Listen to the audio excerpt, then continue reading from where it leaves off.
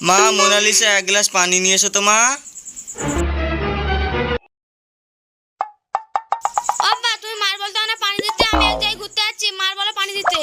মা, তোমার কাছে আমি এক গ্লাস পানি চেয়েছি, তোমাকে কি বলিস পুকুরতে এক বালতি পানি তুলে দাও। আমি পারবো না, মার বলো, যত সব কাজ যেন আমার করতে হবে। মেয়ে তো দিল না, মেয়ের মার বলি। কই গো বউ, এক গ্লাস পানি দাও।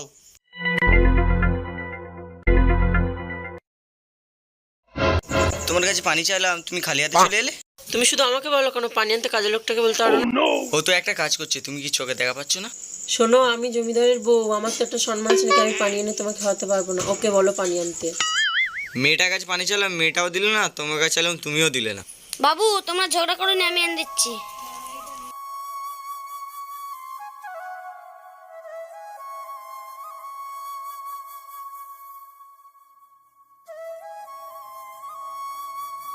হ্যাঁ রে আতিকুল, তুই ছাড়া এই বাড়িতে আমার কেউ ভালোবাসে না রে। তুই আমার খুব ভালোবাসিস, তুই খুব ভালো ছেলে। বাবু তোমার খেয়াল রাখা আমার কর্তব্য। আমি জানি তোর মনটা খুব ভালো, কিন্তু আমার একটা কাজ করে দিবি? কি কাজ বলো বাবু? আমার মেয়ের জন্য একটা ছেলে দেখ না, বিয়ে দিতে হবে। বাবু সত্যি কথা বলতে কি আমাদের গায়ে লেগে যায়, তোমার যা মেয়ে, ছেলে পাওয়া মুশকিল।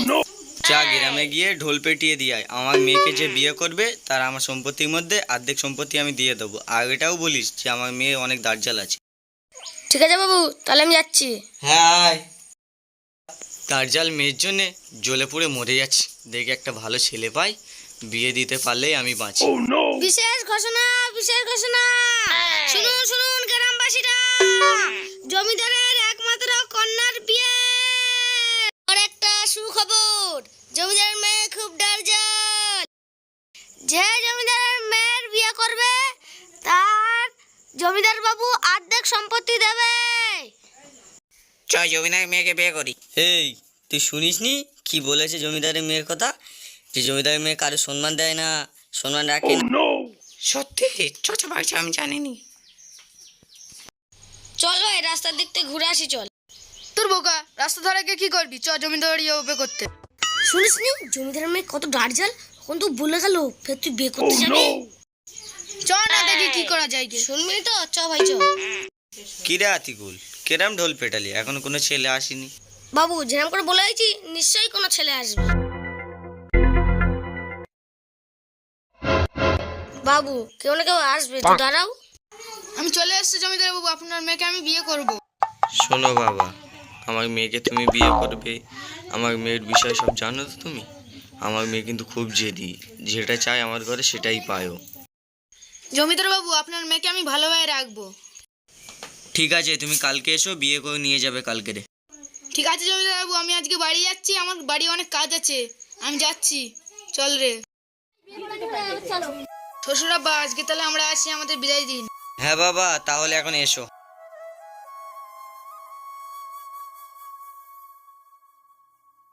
ভালোভাবে যাও বাবা, আমার মেয়ে কিন্তু খেয়াল রেখো, আমার মেয়ে খুব জেদি, আমার একমাত্র মেয়ে।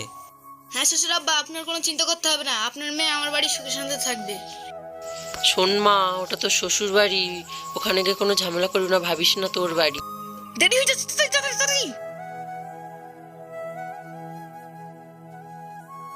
গিন্নি, কি হবে দাঁড়িয়ে, চলো বাড়ি যাই, মেয়ে জামাই তো চলে গেল। আমার খুব ঘুম পাচ্ছে, আমি শুয়ে পড়ছি, তুমিও ঘুমিয়ে পড়ো। তুমি এইখানে কি করছো? মেয়ে শো, আমি এখানে একা শোবো।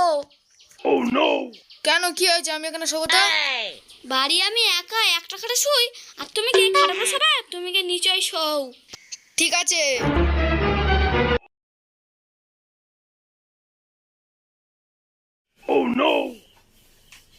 আবার লাড়ি তেল মাখাচ্ছে কেন? এর ভাবলা ভালো তো। এবার লাড়ি তেল দিচ্ছ না তুমি? এই লাঠিটা আমার দাদা দিয়েছে, বলেছে যদি আমার নাক বউ হয় তার এই লাঠিতে প্রথম দিনে মারবি, সারা রাত মারতে হয়, তারপর বড়রা কথা শুনি। উরি বাবা, এই লাঠিতে সারা রাত পিটবে আমার, এর সঙ্গে লেগে লাভ নেই। ঠিক আছে, আর লাঠি তেল দিতে হবে না, তুমি শুয়ে পড়ো, একটু পা টিপে দি। ঠিক আছে, লাঠিটা রেখে দিই, যদি আমার কাজে লাগে। তুমি ঘুমাও, তোমার পা টিপে দিচ্ছি আমি। No, no, no, no. তার জন্মে কথা শুনবে না, বুদ্ধি থাকলে সব কথা শুনবে। বন্ধুরা ঠিক তো?